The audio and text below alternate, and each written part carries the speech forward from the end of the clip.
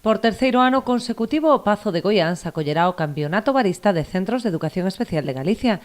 Nesta edición incrementa o número de participantes, con 7 escolas representadas. O Manuel López Navalón de Santiago de Compostela, ao Infanta Elena de Monforte de Lemos, ao Paxón de Nigrán, a Saladino Cortizo de Vigo e a Pontevedra, ao Colexio de Pontevedra, e o María Mariño da Coruña e Terra de Ferrol. Estes son os centros educativos que van a participar os seus alumnos e alumnas neste terceiro proxecto que se leva a cabo de concurso de baristas, ben coa empresa Templo e, por suposto, ca organización do Centro Manuel López Navalón. Participan 2 alumnos por centro que deberán elaborar 3 especialidades baixo a atenta mirada dun xurado experto que puntuará cada proba en base aos criterios de rigor e profesionalidade.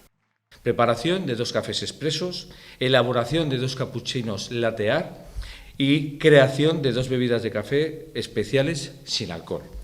Rigor y profesionalidad por parte de lo que es los jueces o las personas responsables. Las pruebas serán valoradas por un jurado compuesto por docentes de hostelería, maîtres, baristas profesionales y otros expertos del sector que evalúan aspectos como la técnica, la creatividad, presentación, explicación del trabajo realizado, higiene y protocolo.